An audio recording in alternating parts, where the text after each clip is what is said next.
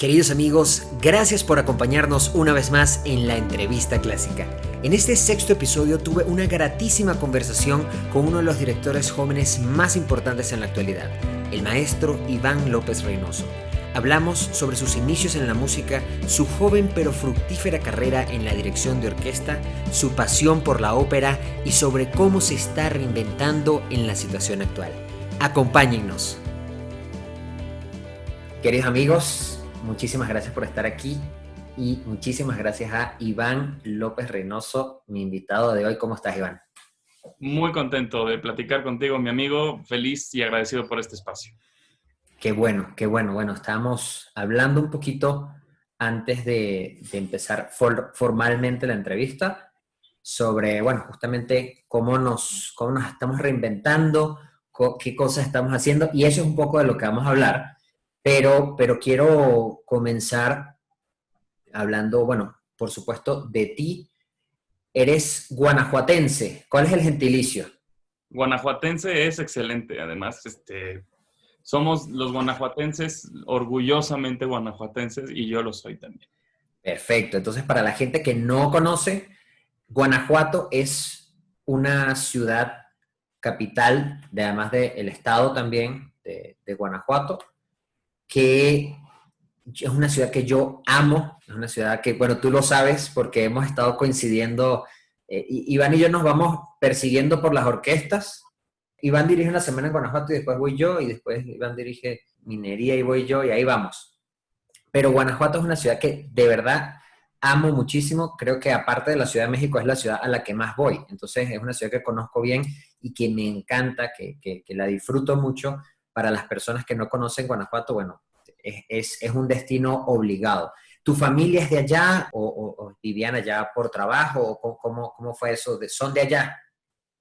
Mi familia es de aquí, tanto la familia de mi papá como la familia de mi mamá. Han vivido casi toda su vida aquí en la ciudad de Guanajuato. Aquí se conocieron, aquí se casaron, aquí hicieron su patrimonio, aquí ha vivido mi familia toda su vida. Yo nací en Guanajuato, viví en Guanajuato hasta los 15 años y es una ciudad, como bien dices tú, de las más hermosas que hay. No está bien que yo lo diga por ser de aquí. Bien dicen por ahí que no es justo ser juez y parte, pero para mí Guanajuato definitivamente es la ciudad más bella de este país, de las ciudades que yo conozco. Además, por el cariño especial que le tengo, aquí di mis primeros pasos musicales y literalmente hablando también. Y tengo un vínculo importante con esta ciudad, artística y emocionalmente, desde luego. Bueno, además tiene una orquesta que ambos queremos mucho, tiene una universidad maravillosa y tiene un teatro que no importa desde qué parte del mundo estén escuchando esto, es un teatro que puede competir con las salas más bellas del mundo. El Teatro Juárez es realmente una belleza. ¿Qué significa para ti ese teatro? Bueno, yo, ¿qué te puedo decir? Que crecí dentro de ese teatro, conocí el teatro muy chico en los conciertos de la Sinfónica, que como bien dices es una orquesta a la que conozco desde hace muchos años. Yo, el primer concierto al que fui de la OSUG fue hace ya 26 años. Yo estaba chiquito, muy chiquito, de 4 años, me llevó mi papá. eh, y yo iba todos los viernes a los conciertos de la orquesta, vi desfilar a todos los directores importantes que tuvo esa orquesta: Héctor Quintanar, Mario Rodríguez Taboada, José Luis Castillo, Enrique Batis, Juan Trigos y ahora Roberto Beltrán. Y en etapas diferentes de mi vida también, además, primero como melómano, como público, en ese teatro que es hermoso, es una arquitectura espectacular, muy colorida, muy atractiva, muy envolvente. Es un teatro en el que estuve primero, como te digo, de público, luego tras bambalinas, yendo después de los conciertos a pedir autógrafos o a ver partituras con los directores. Y debuté realmente, bueno, no tarde, pero sí, no pronto. Yo dirigí primero en el Teatro Principal de Guanajuato, que es la otra sede de la orquesta, y en el Teatro Juárez dirigí por primera vez hasta el 2015, que ya tenía yo 5 años dirigiendo. Por eso digo hasta el 2015. No es que yo haya estado muy viejo, pero sí llegó relativamente tarde en mi actividad profesional, pero es un teatro hermoso, como bien lo has dicho. Sí, no, eso es una sala maravillosa. Y bueno, y la orquesta también.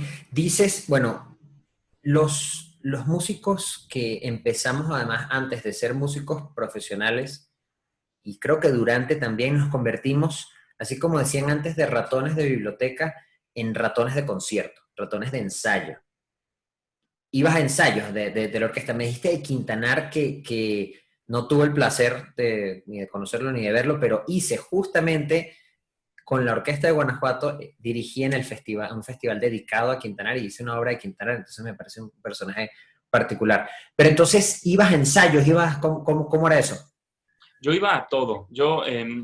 Los ensayos de la orquesta eran paralelos al tiempo de la escuela. Yo iba a la escuela también en Guanajuato, pero mi casa en Guanajuato, tu casa, está en una Es posición privilegiada porque yo vivo en Embajadoras, está a 10 minutos a caminando nada, por sí, sí, Juárez, sí.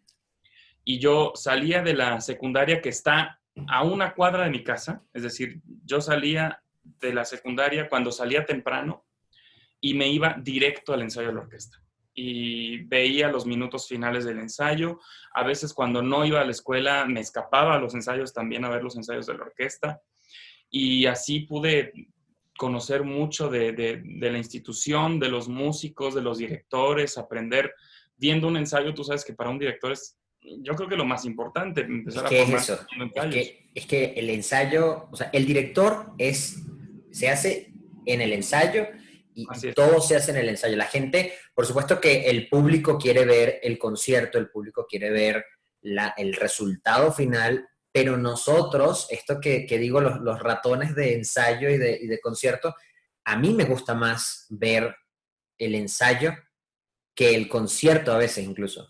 Por supuesto, el trabajo del director es el ensayo, no el concierto. El concierto ya son otras cosas. En el concierto hay factores que no hay en el ensayo. El público, la concentración, el smoking o el frac o el traje. Las Eso callejoneadas. cambia. Las callejoneadas que suenan de repente al lado del Teatro Juárez. A mí me pasó Yo en Cuarta de también, Mahler. yo En Cuarta de también. Mahler, en el tercer movimiento de Cuarta de Mahler, que es el momento así más poético, sutil, y la calle de colores, entonces sí, sonando al lado del teatro, es increíble. Como de Sí. película de Woody Allen, absolutamente. Película de Woody Allen, sí, tal cual. Además, yo creo que si Woody Allen conoce Guanajuato, hace una película en Guanajuato, porque Sí, es total. una ciudad particular. Yo hice el último concierto, bueno, la última semana de ensayos, antes de toda esta locura, la hice yo en Guanajuato. Wow, qué loco. Todavía, ya había ciudades, así como en un lockdown, toda la ciudad y todo cerrado, y Guanajuato todavía estaba como una burbujita así, medio que los músicos no sabían, bueno, paramos, no paramos, porque de verdad es una ciudad mágica. Pero bueno, para hablar más de ti que de la ciudad, ¿cómo iniciaste en la música? ¿Tienes alguna influencia familiar o te gustó desde chiquito? O sea, ¿cómo fue? ¿Cómo fue eso? Fíjate que no tengo influencia familiar. Mis papás escuchaban música, pero no música clásica. Escuchaban The Police, escuchaban Beatles, escuchaban Cat Stevens, este tipo de música no clásica, pero muy buena música. En esta casa siempre ha habido buena música. Y a los 2 años, cuando cumplí 2 años, me regalaron Fantasía, la película de Disney. Y bueno, yo no lo recuerdo, porque obviamente yo no tenía memoria en ese momento, pero mis papás me platican, mi familia me platica que causó tal impacto en mí la película Fantasía de Disney, que aprendí yo así de 2 años a manipular la VHS para adelantar y regresar la película y verla otra vez, que yo movía los brazos imitando a Stokowski y bailando con la música y a Mickey Mouse con el aprendiz de brujo. Y fue algo que me marcó y definitivamente tan me marcó que sigo yo así, igual de loco, jugando a mover las manos. Y, Exactamente. y mis papás viendo eso sí he tenido siempre un privilegio en la familia. Es una familia hermosa, maravillosa, que me apoyó desde chiquito, sin ser músicos, preguntando a conocidos que tenían en la orquesta, bueno, ¿qué hay que hacer? ¿Cuál es el paso? Tengo un niño que le gusta la música, ¿qué pasa, no? Y juega a que dirige orquestas, es decir, no nada más le gusta la música, sino se pone a dirigir y él dice que quiere dirigir y se sube a un cajón, saca un cajón del buró y lo voltea y se sube al cajón y dirige, ¿no? Y simulando el podio y la batuta y agarraba un popote y dirigía. Y los músicos les dijeron a mis papás, muy bien dicho, tiene que estudiar un instrumento, tiene que estudiar un instrumento de cuerda, tiene que estudiar piano, porque si quiere dirigir necesita ser instrumentista. O sea, si quiere dirigir necesita tener una formación no nada más de músico, sino de buen músico, tocar en orquesta, conocer el funcionamiento desde adentro para después poder estar enfrente.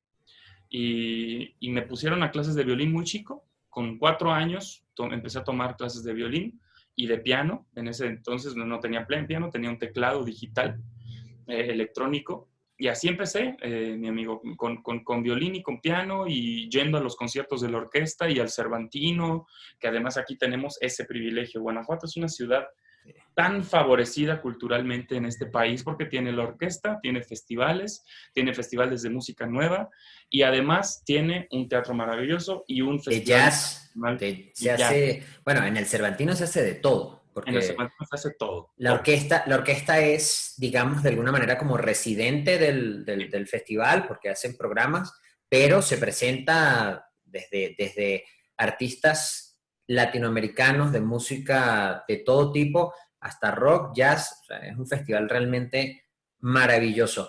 Así Ahora que dijiste de los instrumentos, era justamente una de las preguntas que te tenía. Qué bueno que alguien guió a tus papás en esto, pero como sabemos que hay gente que quizás no tiene esa guía tan cerca, es sí, bueno que uno diga estas cosas porque a veces piensan que alguien va a llegar bueno, quiero ser director y voy a estudiar dirección, así como a estudiar un instrumento, como que si llegas y ves clases de dirección y resulta que viene todo desde antes de una preparación de que el músico tiene que primero entender cosas más básicas de la música para meterse después en todo este rollo de la dirección. así es.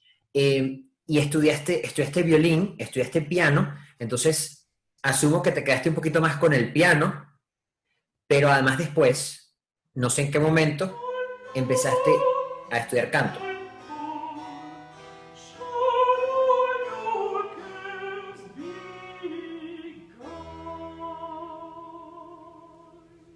Empezaste a cantar.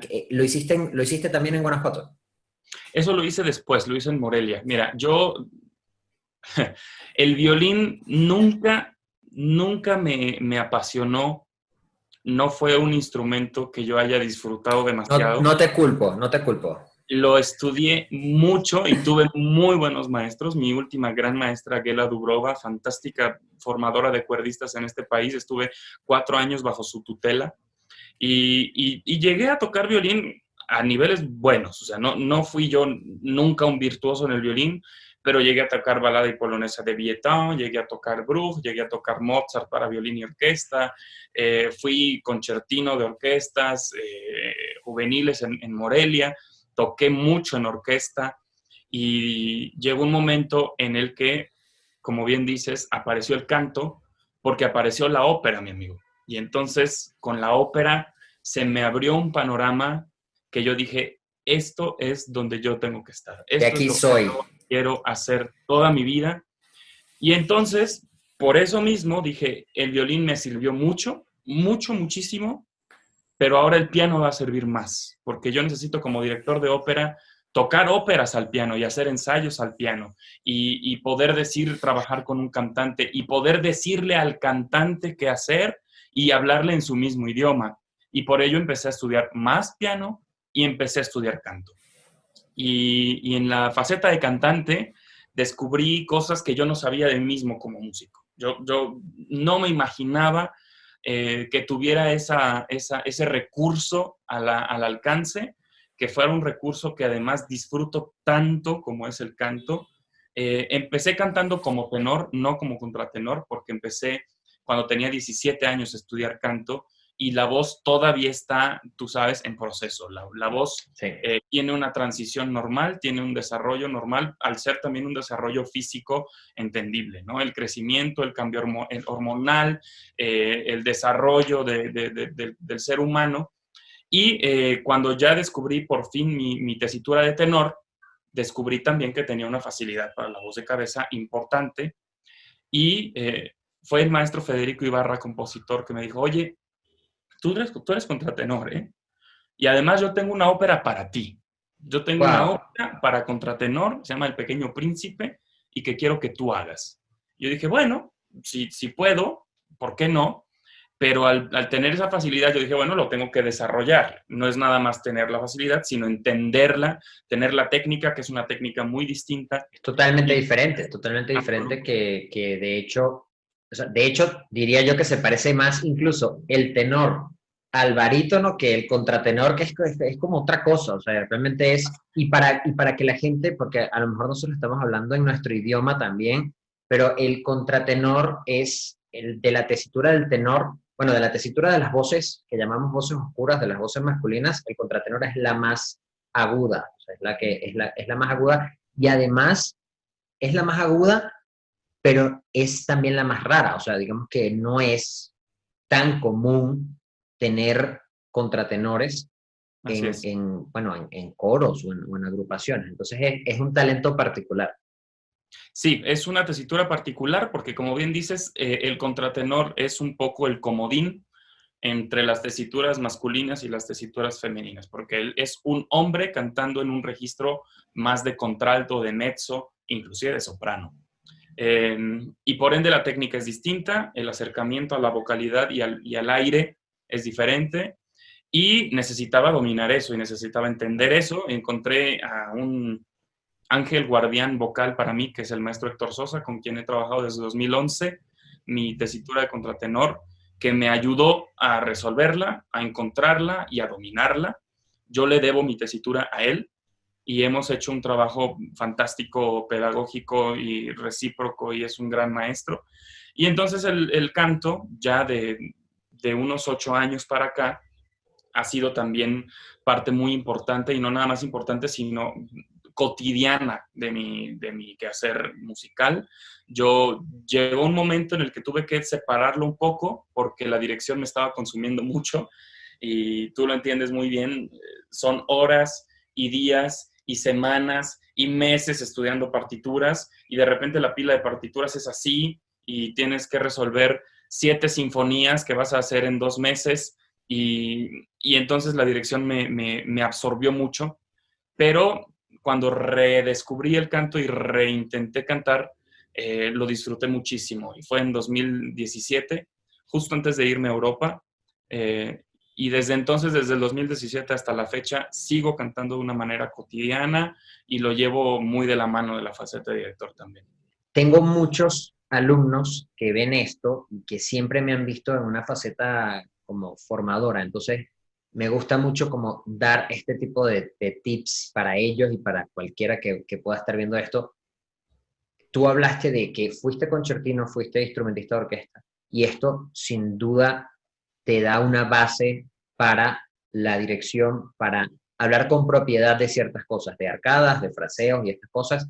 El director tiene que empaparse en el caso de nosotros, que hemos sido cuerdistas, empaparnos de cómo es la técnica de los alientos, por ejemplo, de los vientos, de las percusiones, pero en tu caso también esto me gusta mucho porque entiendo que empezaste con el canto porque te gustó la ópera, pero Así era es. como una consecuencia de ser director o primero el canto que la dirección. No, no, no. Primero la dirección y luego el canto. De hecho, el canto fue, como el violín originalmente, herramienta para la dirección.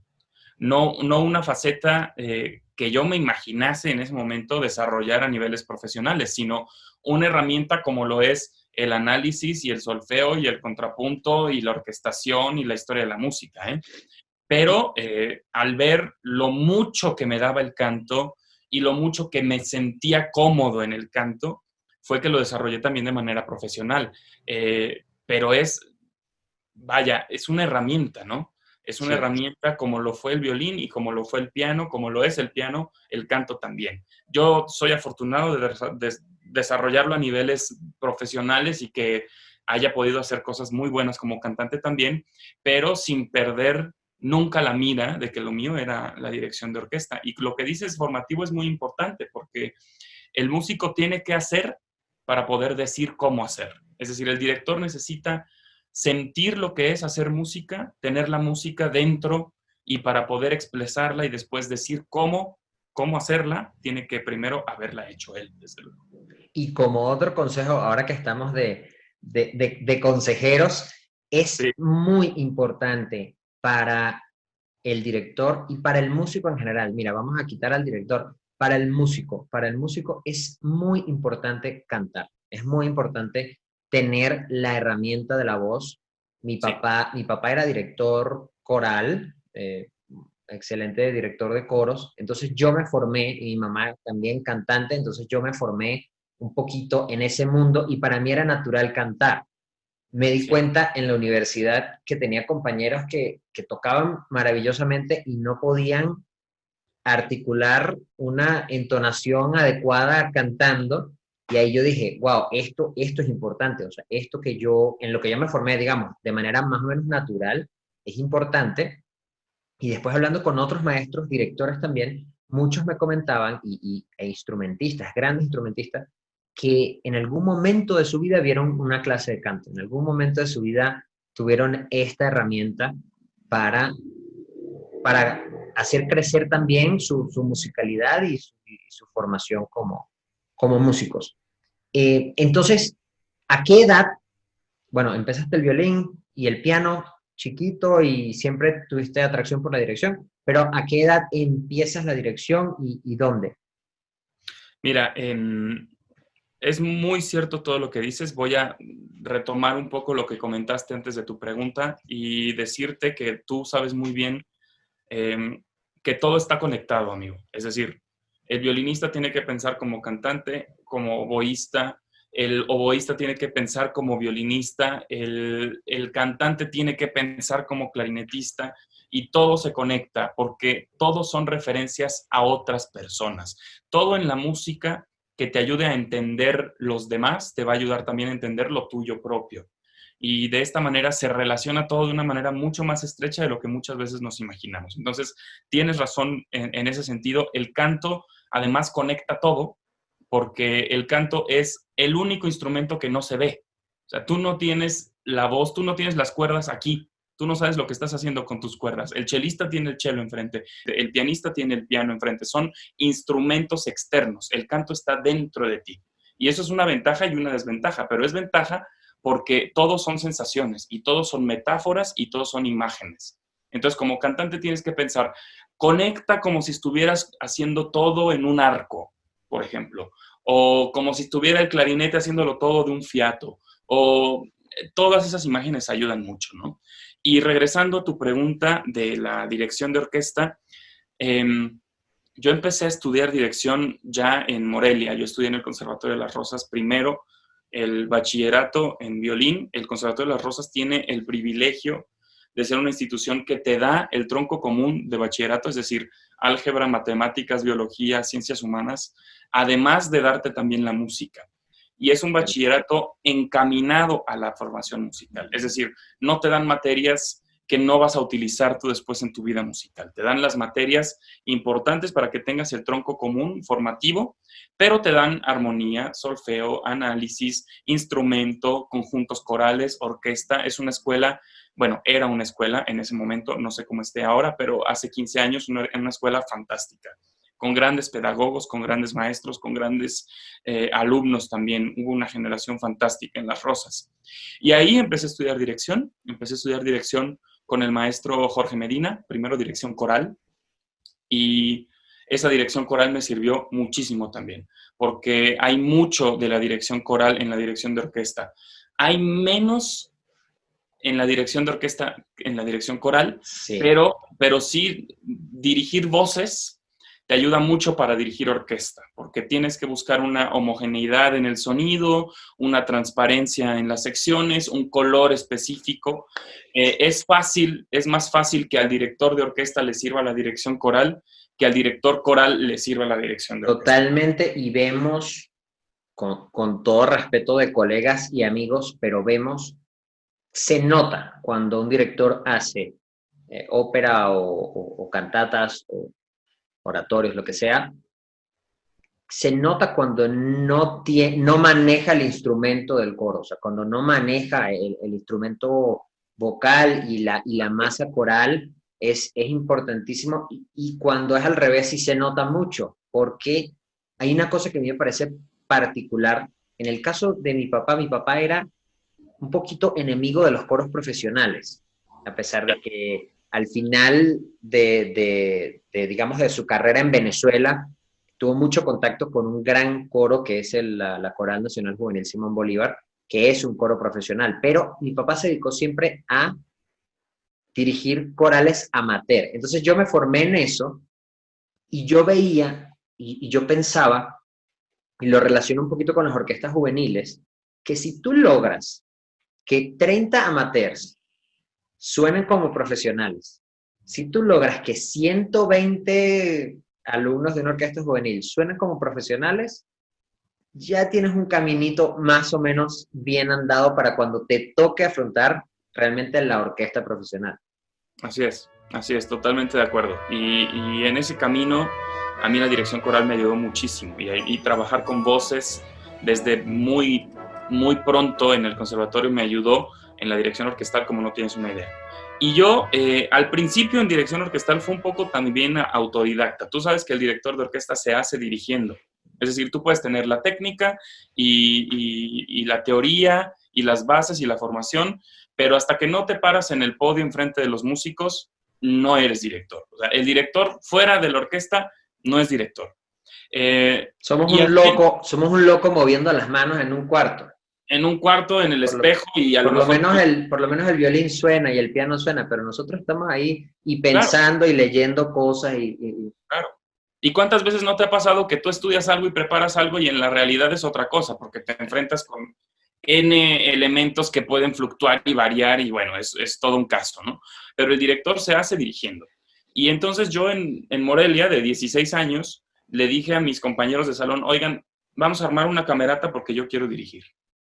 Yo quiero dirigir y ustedes quieren tocar, porque además en bachillerato la materia de orquesta se lleva hasta el tercer año del bachillerato. Entonces, los que estábamos en primero y segundo no teníamos la materia de orquesta. Y les dije, a ustedes les va a servir tocar en orquesta, a mí me va a servir dirigir, vamos a hacer nuestro grupo. Y ese grupo, que empezó como una voluntad totalmente estudiantil y lo que tú quieras de hacer música, se convirtió en un grupo aceptado por la institución. Es decir, el conservatorio nos pedía conciertos y hacíamos cosas en foros y tuvimos bastantes presentaciones con buen éxito, pero bueno, éxito en ese momento, ¿eh? O sea, te estoy hablando de hace 14 años, éxito pues para un estudiante de 16 años, ¿no? Pero desde luego esos primeros pasos me sirvieron mucho. Y mi primer concierto ya con una orquesta que no fue profesional, pero sí fue una orquesta consolidada. Yo tenía 18 y fue, en ese entonces se llamaba la Orquesta Sinfónica Juvenil del Estado de México, lo que hoy es la Orquesta Filarmónica Mexiquense, que en ese momento dirigía Mario Rodríguez Taboada y que a mí me dijo, tú tienes que empezar a dirigir, maestro, porque el director se hace ahí. El oficio no se hace en el salón, se hace en el podio. Y entonces me invitó, hice muchos conciertos con esa orquesta juvenil, muchos conciertos, y pudimos hacer de todo tipo de repertorio, desde heroica y escocesa, hasta danzón de Márquez, guapango de Moncayo, sinfonía india, música de cámara, conciertos en pequeños formatos, en grandes formatos, ópera. Hicimos de todo juntos, fueron años de colaboración muy bonita. Y mi primer concierto profesional con una orquesta profesional fue 2 años después, en 2010, en el Teatro de las Artes de la Ciudad de México, que hice Las Bodas de Fiera de Mozart, y fue mi debut profesional, por llamarlo de alguna manera, ¿no? Hace 10 años. ¿Con qué orquesta? Con la Orquesta Extravaganza, que es era la orquesta del Festival de Verano en ese entonces del Teatro de las Artes, que ahora ya cambió el formato y el nombre, pero era una orquesta. A ver, maestro, yo tenía en las filas, mi concertino era Beata Kukarska, yo tenía a Alan Durbeck, tenía a Thomas de la Sinfónica del Estado de México, a Sabina de la Sinfónica del Estado de México, a Shalita de la Sinfónica del Estado de México. Era un orquestón, maestro, o sea, un orquestón de miedo. Y yo de 20 años ahí así, dirigiendo Bodas de Fiera de Mozart, aprendí muchísimo y ahí empezó una amistad pues muy cercana con todas estas personas que te comento y que además fueron muy pacientes y a los que les debo muchísimo también. Sí, uno tiene que agradecerles a esos maestros que ya estaban formados porque a veces uno llega a dirigir a una orquesta. Cuando tú llegaste a los 20 años, probablemente la mayoría de esos maestros tenían 20 años de carrera ya profesional, que es, Claro, claro. que es lo que nosotros teníamos de edad, y más o menos tenemos historias similares en ese sentido, porque fíjate, voy a rescatar esto que hemos hablado de que quizá al principio tomamos caminos diferentes o empezamos el camino diferente, porque yo vengo de una familia de músicos, tú no venías de una familia de músicos, pero el interés creo que siempre es lo más importante, porque no importa si vienes de una familia de músicos, si Así no te es. interesa, no te interesa.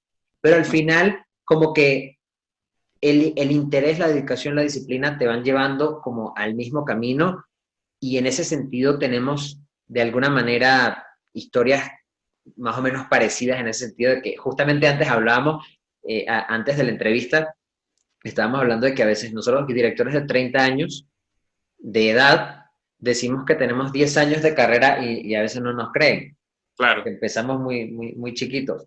Ahora, para seguir con tu formación, hiciste esto, empezaste a dirigir. Oviedo, ¿en qué momento llega eso? ¿Cómo llega? ¿Cómo te vas allá? ¿Cómo te vas a España? ¿Cómo llegó eso?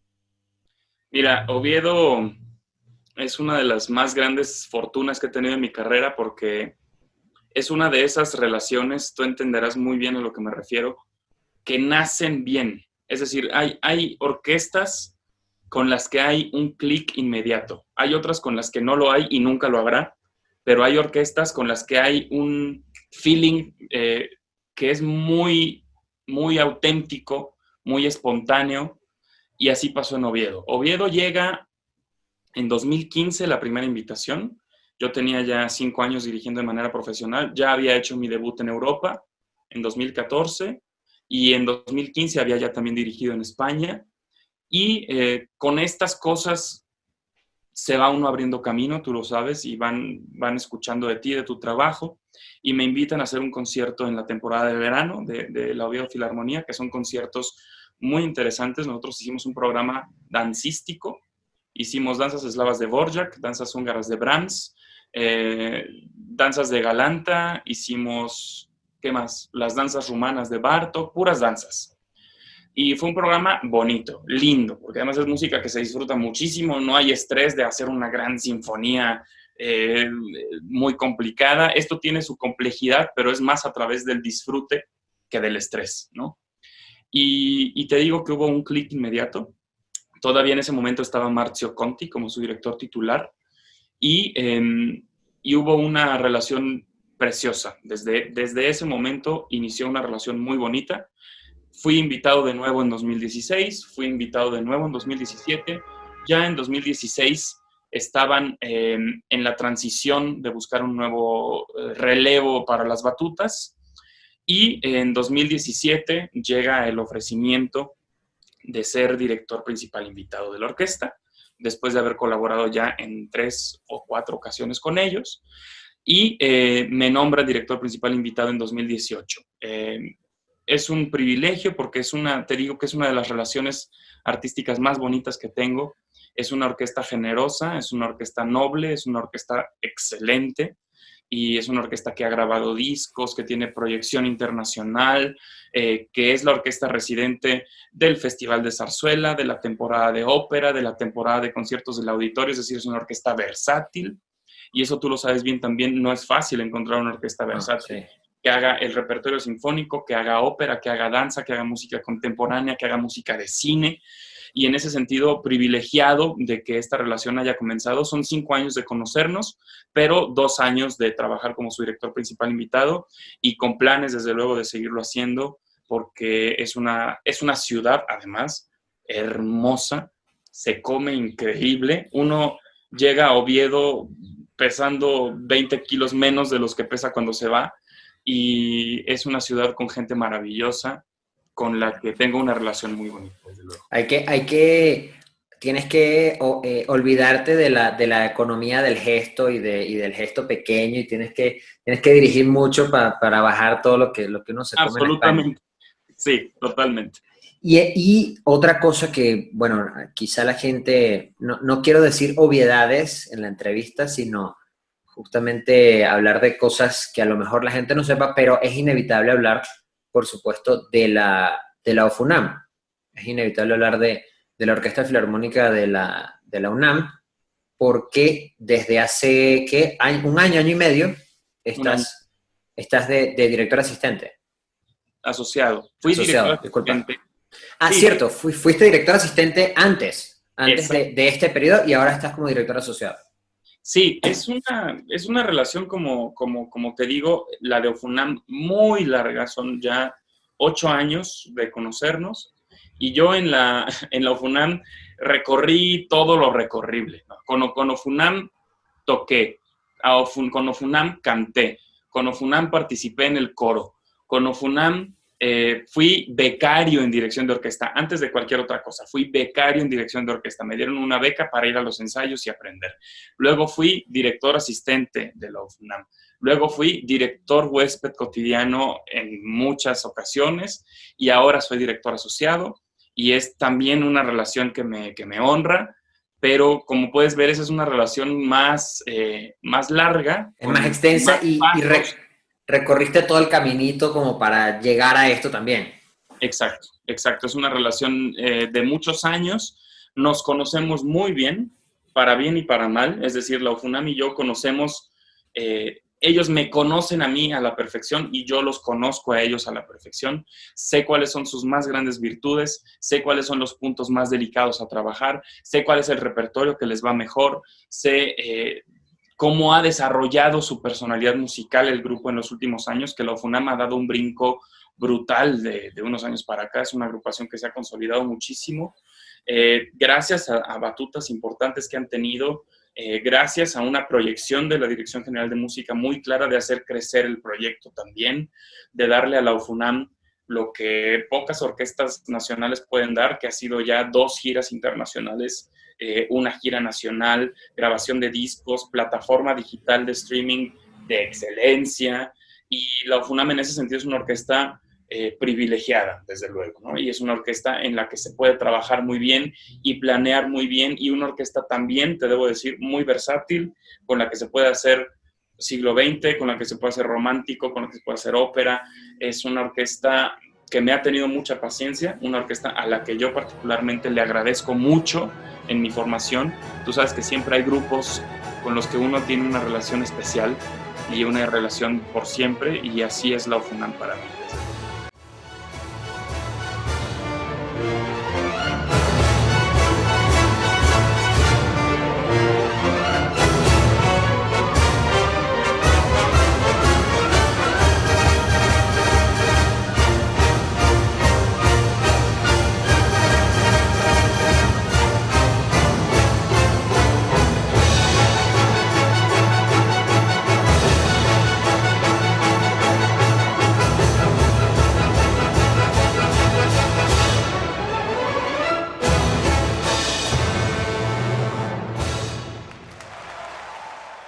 Sí, sí, es que además uno se consigue gente maravillosa. Las orquestas de la Ciudad de México tienen una particularidad de ser yo creo que son orquestas versátiles y además son tan heterogéneas en nacionalidades, en edades, incluso porque ahora hay muchos jóvenes tocando en las orquestas, que es algo que quizá hace años no pasaba.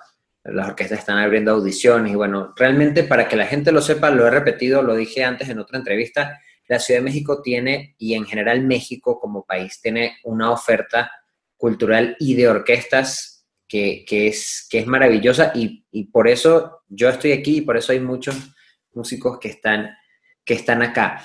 Iván, te quería preguntar, le he preguntado a varios invitados, la pregunta está formulada así como de cómo te reinventarías, cómo te puedes reinventar, qué piensas hacer, qué estás haciendo, pero realmente tú ya estás haciendo algo, ya te estás reinventando, ya estás haciendo cosas que me parece maravilloso. Tienes los jueves más o menos como una entrevista, una conversación con invitados, y los viernes tienes un pequeño concierto. ¿Cómo se te ocurrió? ¿En qué momento lo pensaste? Cómo lo desarrollaste?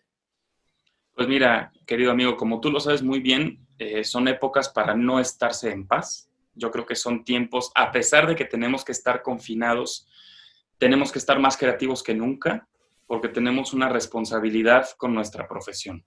Y a diferencia de muchas otras profesiones que pueden seguir ahí y presenciales y estando ahí y que son fundamentales, la cultura también lo es, pero no estamos contando con el público, no estamos contando con las salas de concierto, no estamos haciendo nuestro trabajo en la manera en la que fue pensado nuestro trabajo, que es conectar con las almas de los que están en una sala o en un teatro o en un parque, escuchando nuestra música, nuestra creación. Y por ende, las artes, tal vez más que ninguna otra profesión, tienen que reinventarse y plantearse nuevas alternativas en este momento más que nunca. Y te lo digo porque yo veo dos caras de la moneda muy claras, muy específicas, y es la cara de la moneda de las instituciones y de las orquestas que están retransmitiendo sus programas, que están haciendo entrevistas, que están planteándose nuevos escenarios, y la otra cara que no me gusta tanto, que es un poco la pasividad y la inactividad y la aceptación a la inactividad. Y yo no comparto porque yo personal, eso es muy personal y muy individual. Lo otro, no te estoy diciendo que esté bien o mal, es simplemente una cosa que está ahí también. Y es decir, no, yo quiero estar en mi casa, yo no quiero saber nada, yo me voy a encerrar, yo voy a leer o voy a ver películas o voy a jugar Jenga, no sé, lo que la gente quiera hacer. Pero yo creo que los que tenemos esa responsabilidad de seguir comunicando, somos los responsables de que esto no muera y de que esto esté activo y de que esto tenga otras maneras de verse y de analizarse. Y te voy a poner un ejemplo muy, muy claro, mi amigo. Y es que con las actividades que he estado haciendo en redes sociales, se potencializó el número de seguidores que tenía yo en Instagram y en Facebook de una manera que yo no me hubiera imaginado. Y eso es gracias a que hay oferta cultural en línea y que lo único que podemos hacer en este momento, por lo menos en México, es darle un clic a un teléfono y ver una actividad digital. Y entonces, con esa idea, a mí me tocó el inicio de esta crisis en Jalapa. Bueno, no, de hecho me tocó en Toluca. Estaba yo con la Sinfónica del Estado de México, pero todavía hicimos conciertos en Toluca y en Acatlán. Okay. Y el mismo día, después del concierto de Acatlán con la Sinfónica del Estado de México, 15 de marzo, me fui a Jalapa, porque teníamos conciertos 20 y 21 de marzo en Jalapa. Un programa además hermoso, no sabes cómo me dolió que se cancelara, pero era entendible que iba a pasar. A mí me tocó, igual que tú, a mitad de un proceso con una orquesta en la que aparentemente todo era como un oasis en medio de la crisis, pero que acabó llegando la crisis también a Jalapa, suspendimos los conciertos, regresé a Guanajuato, donde tú estabas, y que después tú te fuiste de Guanajuato, te digo, como bien dices, nos estamos persiguiendo. Y en esa reflexión estaba yo en el aeropuerto de Veracruz pensando, ¿qué vamos a hacer? A ver, ¿cuándo va a haber conciertos de nuevo? No lo sabemos. Yo ilusamente pensaba que iba a durar poco y duró ya mucho más de lo que todos esperábamos. Ilusamente decía, bueno, va a volver a haber conciertos y va a volver a una normalidad. Yo pensaba, le pusimos pausa a la película y cuando quitemos la pausa va a regresar todo, y me doy cuenta que eso está lejos de ser así. Sí pusimos pausa, pero más bien fue un reinicio al sistema operativo y va a tardarse en empezar a funcionar de nuevo. Y con esa idea, en el mismo aeropuerto, después del ensayo fallido y que se canceló, publiqué en redes sociales, les dije, ¿ustedes creen que lo que hay que hacer ahora es más bien digital? Y la reacción fue totalmente positiva, ¿no? Totalmente positiva.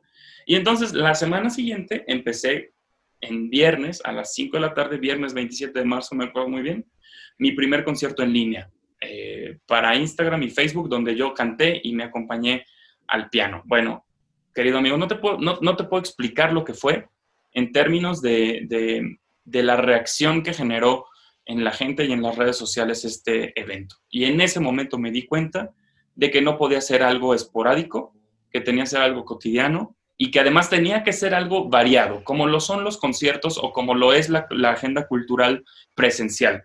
Que hubiera conciertos, charlas, entrevistas, conferencias, pláticas, debate, temas que causan comezón, temas que todo el mundo espera, música nueva, música vieja, nuevas cosas, nuevas creaciones, viejas creaciones.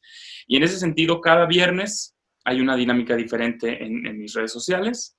Y después fue que me di cuenta que podía haber todavía más. Y entonces inicié la actividad de los jueves por Instagram, que es mucho más casual. Es una plática con distintas personas. Yo estoy muy agradecido con las personas que se han podido sumar a estas charlas y que además han sido muchos invitados tuyos también. Carlos Miguel Prieto, Shari Mason. He tenido el privilegio ya de entrevistar a Andrés Salado, a Sabina Puertolas, a Fernando de la Mora. Es una charla que se ha dado también con mucho interés, también de parte de los entrevistados, porque saben que es una manera de seguir ahí, de seguir en contacto. Y para mí lo más importante, distinto a lo que mucha gente cree, no es necesariamente una cosa para mí, que sí lo es también, porque yo no puedo estar en paz. Es decir, yo no podría estar sentado en mi casa haciendo nada, yo necesito hacer algo, pero al mismo tiempo sí creo que es una responsabilidad. Y los que nos dedicamos a esto somos tan afortunados, tan privilegiados, que tenemos que retribuir de alguna manera. Sí, sí, y lo hablaba yo con Carlos Miguel Prieto, que, bueno, director mexicano. Si no han visto la entrevista de Carlos Miguel, está aquí en mi canal de YouTube, está la entrevista que le hice a Carlos Miguel, que estuvo maravillosa, y hablamos justamente de eso, de la reinvención, y de que para tratar de ver las cosas desde el lado positivo, esto nos tocó en el mejor momento que nos podía tocar, porque antes se necesitaba toda una plataforma gigante como la de la Berlín para transmitir conciertos, para tener una plataforma de streaming y para no sé qué. Y ahora con YouTube, Facebook e Instagram lo haces todo. Lo haces todo. Una camarita, un microfonito, sin micrófono, el micrófono del teléfono, y salen cosas maravillosas. O sea, nos tocó esto en el momento, digamos, tecnológicamente mejor. Si esto hubiese tocado hace 20 años, hubiese sido una locura. Y una locura y bastante más aburrido.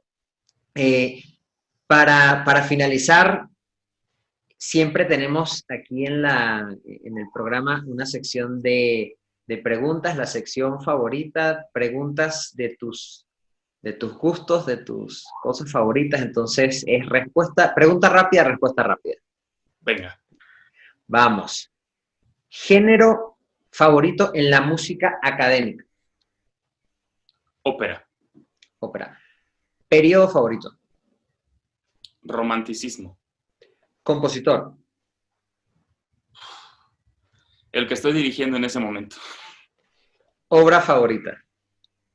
La que estoy dirigiendo en ese momento. Suena muy lugar común la respuesta, pero trato no, que sí sé. Es maravilloso. Cantante favorito. Plácido Domingo.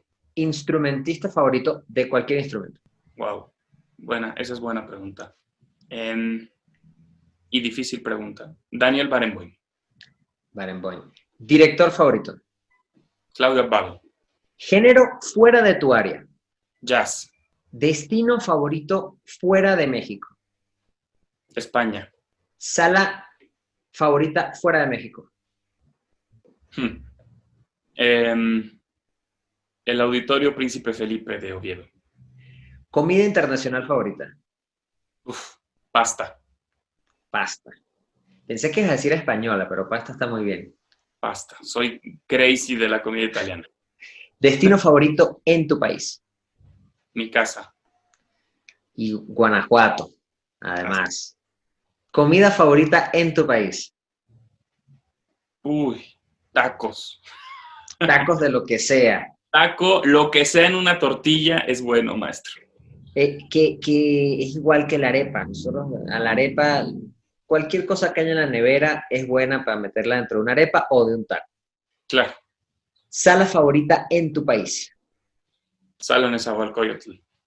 Sala Nezahualcóyotl, que hablé con Shari de esta sala maravillosa también. Está por aquí en este canal la entrevista a la maestra Shari Mason, concertina de la Orquesta Sinfónica Nacional y la Orquesta Sinfónica de Minería. Siento que me quedaron como 1000 preguntas que hacerte, Iván, pero se nos acabó el tiempo y bueno, no sé, a lo mejor dentro de algunos meses repetimos esta Totalmente. entrevista y conversamos otro rato. Para todos los que están viendo, muchísimas gracias. Esto se transmite en vivo el viernes a las 7, todos los viernes a las 7 se transmite esta entrevista por el canal Vive Cultura de nuestra querida también amiga violinista Catherine Barrow, y se transmite en mi canal de YouTube todos los viernes a las 7 de la noche. Suscríbanse, denle like y todas esas cosas que ya ustedes saben. Ya sueno como youtuber. Muchas gracias, Iván, por haber venido a la entrevista clásica. Gracias a ti, mi amigo. Sabes que además del gran cariño y del vínculo emocional, te admiro mucho, te respeto mucho, eres un colega de los que hace falta tener, versátil, comprometido, talentoso, serio, y estoy seguro que tu presencia en México nos ha traído mucho a todos nosotros, y te agradezco desde luego con el corazón en la mano este espacio. Muchísimas gracias a ti, Iván, y bueno, a todos por ver esto. Bueno, esto fue todo por hoy. Muchísimas gracias. Hasta luego. Chao.